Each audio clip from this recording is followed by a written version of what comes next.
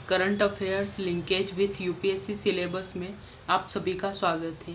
आज के इस सेशन में हम 5 अक्टूबर 5 अक्टूबर के इम्पोर्टेंट करंट इवेंट के बारे में डिस्कस करने वाले हैं और उनको देखेंगे कि कैसे वो हमारे यूपीएससी मेंस का जो सिलेबस है उसके साथ लिंक होते हैं और कैसे हम उनका आंसर राइटिंग में यूटिलाइजेशन कर पाते हैं।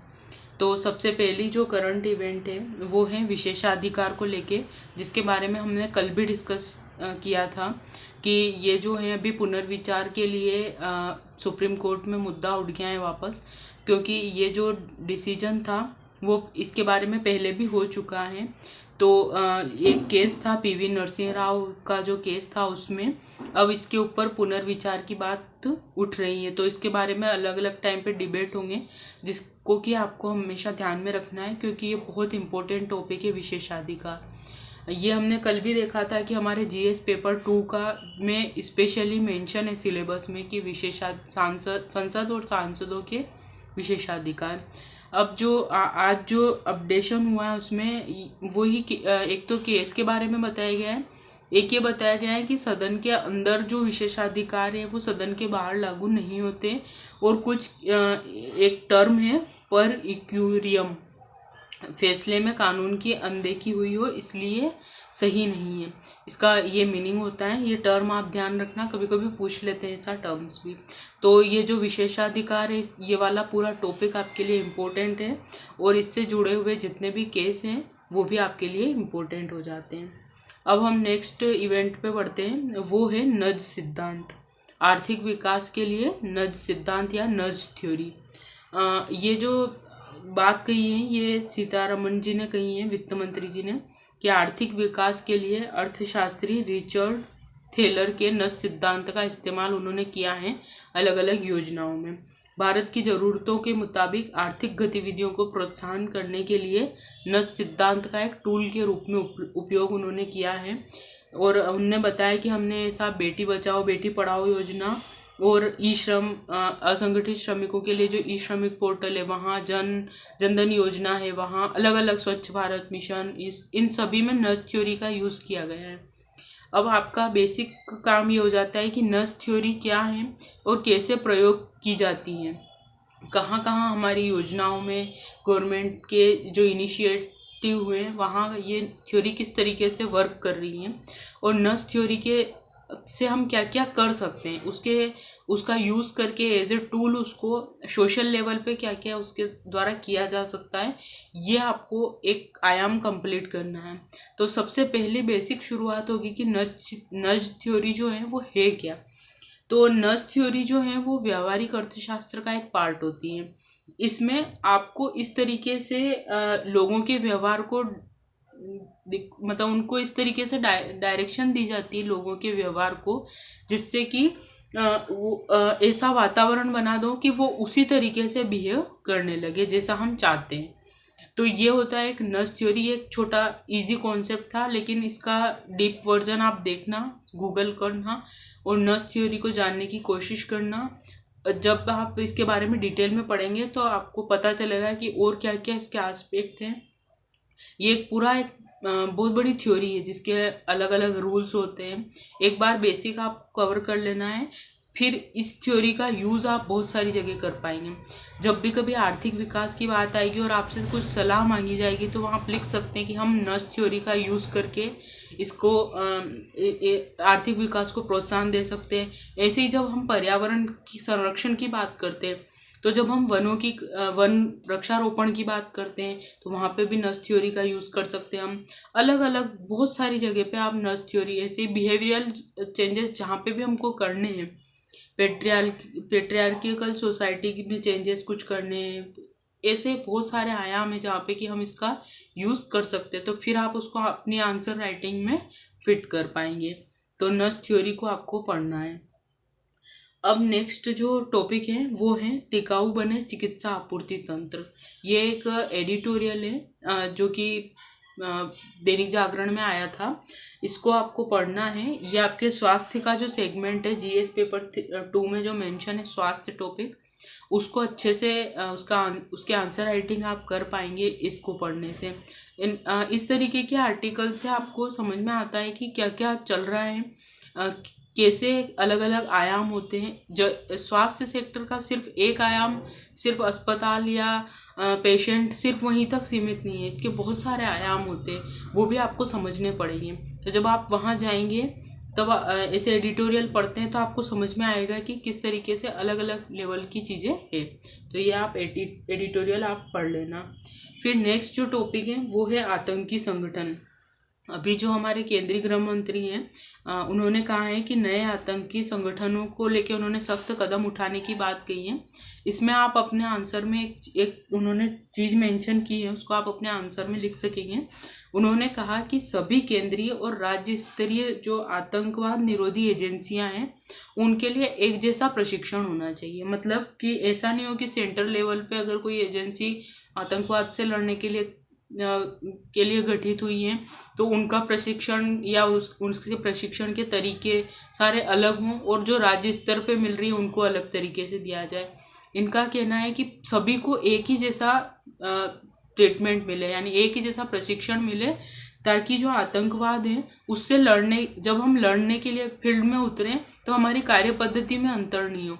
नहीं तो एक अलग प्रशिक्षण वाले की कार्य करने के पैटर्न में अलग अंतर हो सकता है, और दूसरा जिसको अलग तरीके से प्रशिक्षण मिला है उसके काम करने के तरीके में अंतर हो जाएगा। तो ये अंतर को पाटने के लिए इन्होंने कहा है कि प्रशिक्षण एक ही तरीके का होना चाहिए। अब आप इसको आंसर राइटिंग में यूज़ कर पाएंगे, जहाँ पे आपसे पूछा जाएगा कि आतंकवाद को रोकने के लिए क्या क्या प्रयास हो रहे हैं, गवर्नमेंट क्या प्रयास कर रही है या क्या किया जाना चाहिए। तो ये एक सबसे अच्छा और लेटेस्ट पॉइंट हो जाएगा कि प्रशिक्षण के लेवल पे एकरूपता होनी चाहिए। फिर उन्होंने एक आंकड़ा दिया है कि 2001 में आतंकी घटनाओं की संख्या 6000 थी, जो कि वर्ष 2022 में घटकर 900 हो गई हैं। तो ये एक फैक्ट है जो कि आप लिख सकते हैं जब गवर्नमेंट ने क्या प्रयास किए और उनको उसको कहाँ तक सफलता मिली है उस वाले टॉपिक में। फिर इन्होंने कुछ मुद्दे बताए जैसे कि क्रिप्टो करेंसी, हवाला, आतंकी वित्त पोषण, संगठित अपराध गिरोह, नार्को टेरर लिंक। ये जो कुछ टॉपिक्स हैं इनके बारे में अगर आपको पता नहीं है थोड़ी थोड़ी बेसिक समझ बना लेना, क्योंकि ये सब टॉपिक आपस में इंटरलिंक होते हैं।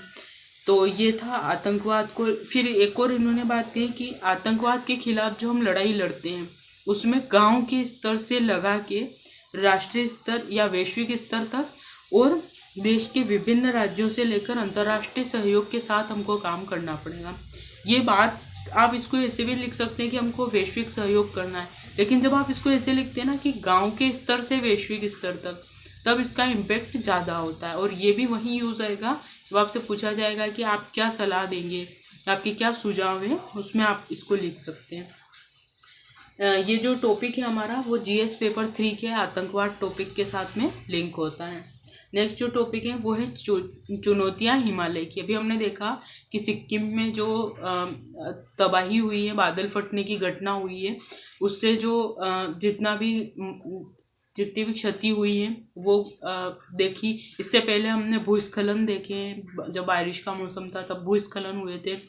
तो और ये सब जो एरिया होता है वो हिमालयी रीजन है पूरा, चाहे हम इधर पश्चिम हिमालय की बात करें या उधर पूर्वी हिमालय की बात करें। तो ये हमेशा से चुनौती बनना है। इसमें यहाँ पे एक एडिटोरियल है ये, जिसमें अलग अलग एस्पेक्ट बताए गए, जैसे कि हिमालय जो कर्णप्रयाग और जोशीमठ हैं उसमें दरारें आ गई हैं। हिमाचल प्रदेश में भूस्खलन और बादल फटने के कारण जो प्राकृतिक आपदा आई है, मतलब कि कर्णप्रयाग और जोशीमठ में भी अब दरारें पड़ गई, मतलब ये भी अब सेंसिटिव जोन हो गए हैं। और ये सब जो चीज़ें हो रही है वो मानवीय हस्तक्षेप से हो रही हैं। तो इसमें बताया गया है कि जो उत्तरी क्षेत्र हैं उसमें लगभग 5000 मीटर की ऊंचाई पर स्थित दक्षिण लोनक झील जो टूटी है उसके कारण सिक्किम में बाढ़ आई थी, और सिक्किम खुद हिमालयी रीजन में आता है, तो ये एक सेंसिटिव जोन था। फिर यहाँ पे कुछ बता रखे क्रियाकलाप, मानवीय क्रियाकलाप जो कि हिमालय को चुनौती दे रहे हैं या हिमालय से प्राकृतिक आपदा को बढ़ावा दे रहे हैं, जैसे पहाड़ों का अंधाधुंध दोहन, और ये सब होता है पर्यटन को बढ़ावा देने से। नो डाउट पर्यटन भी बढ़ना चाहिए क्योंकि वहाँ के लोगों को रोजगार मिलेगा, लेकिन उसका इस तरीके से पर्यटन को बढ़ावा दिया जाए कि क्षति ना हो। फिर वनों की बेतहाशा कटाई, कोई भी आप परियोजना जब चलाते हैं तो वन सबसे पहले कटते हैं। फिर है प्रकृति को वश में करने की चाह, सांस्कृतिक क्रियाकलापों के बहाने पारिस्थितिकी तंत्र को नष्ट करने की मानसिकता, जलवायु परिवर्तन, ऐसे अनेक तत्व हैं जो इन आपदाओं को बढ़ा रहे हैं। फिर यहाँ बताया गया है कि नेपाल स्थित एकीकृत पर्वतीय विकास के लिए अंतर्राष्ट्रीय केंद्र के आंकड़ों के मुताबिक हिंदुकुश हिमालय और पश्चिम हिमालय के क्षेत्रों में उष्मीकरण जो है वैश्विक औसत से भी ज़्यादा है। मतलब हिंदुकुश और ये जो पश्चिमी हिमालय, यहाँ पे जो ग्लोबल वार्मिंग है या जो तापमान बढ़ने की जो घटना है वो वैश्विक औसत जितना है उससे भी और ज़्यादा है। तो जब ये अगर बढ़ रहा है तो जो हम सोचते हैं कि वहाँ की जो बर्फ़ है, वहाँ के जो ग्लेशियर्स हैं वो कितनी स्पीड से पिघलेंगे, तो वो फिर कहीं ना कहीं चुनौती बन जाते हैं। क्योंकि अगर वो गर्मी में पिघलते हैं मतलब कि हमारी नदियाँ ऑलरेडी भरी हुई हैं, फिर जब बारिश का सीज़न आएगा तो उनमें कैपेसिटी उतनी नहीं होगी। तो ये सब एक चैलेंजेस के रूप में आ रहा है। ऐसे ही भारतीय उष्णदेशीय मौसम विज्ञान संस्थान पुणे ने अध्ययन करके बताया कि इस शताब्दी के अंत तक पूर्वी तिब्बत एवं मध्य हिमालय क्षेत्रों में मानसून जनित वर्षा में 20% तक कमी आएगी, तिब्बत के एरिया में और मध्य हिमालय में। वहीं दूसरी तरफ उन्होंने बताया कि कुनलुन, पश्चिम हिमालय, पंजाब और नेपाल के क्षेत्रों में 20 से 30% तक वर्षा में वृद्धि होगी, जो कि अभी हमने इस साल पंजाब में देखा था। 1-2 सालों से हम पंजाब रीजन में देख रहे हैं कि कितनी वर्षा के कारण कितनी चुनौती उत्पन्न हो रही है। तो ये कुछ बताए गए हैं। फिर इन्हें बताया इसी एडिटोरियल में है कि हिमालयी क्षेत्रों में भवनों के निर्माण के जो हुए हैं निर्माण उचित मानक पे नहीं हुए हैं और विकास कार्यक्रमों के नाम पर पहाड़ों का दोहन किया जाता है। फिर जल विद्युत परियोजनाएं चैलेंज बनी हुई हैं, बड़े बड़े बांध, सड़कों को चौड़ा किया जाना, सुरंग निर्माण, रेलवे निकालना, ये सब जो हैं और जो है चुनौती बनी हुई है। और इसमें बताया गया सबसे बड़ी चुनौती है यहाँ का पर्यटन, जो कि बहुत तेजी से बढ़ रहा है और चैलेंज भी उत्पन्न कर रहा है।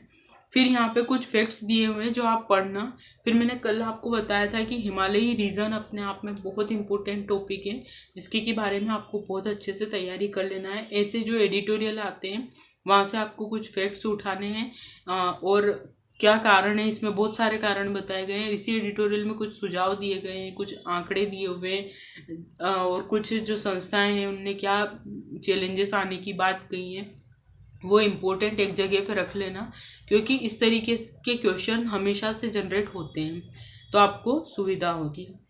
ये जो टॉपिक है हमारा जीएस पेपर 3 में आपदा प्रबंधन के साथ तो लिंक होगा ही, लेकिन हिमालय रीजन जो है वो भारत की भौगोलिक स्थलाकृति जो हम बेसिक कॉन्सेप्ट पढ़ते हैं हमारे जियोग्राफी की बेसिक बुक में, वहाँ से भी ये लिंक हो जाता है और वहाँ पे भी क्वेश्चन पूछा जाता है। तो ये पेपर 1 के साथ भी लिंक होगा। जब भी आप बेसिक बुक में हिमालय को कवर करें, इन सभी आयामों को भी साथ में कवर कर लेना कि यहाँ पे क्या चुनौती आ रही है, उससे कैसे हिमालय में खतरा उत्पन्न हो रहा है।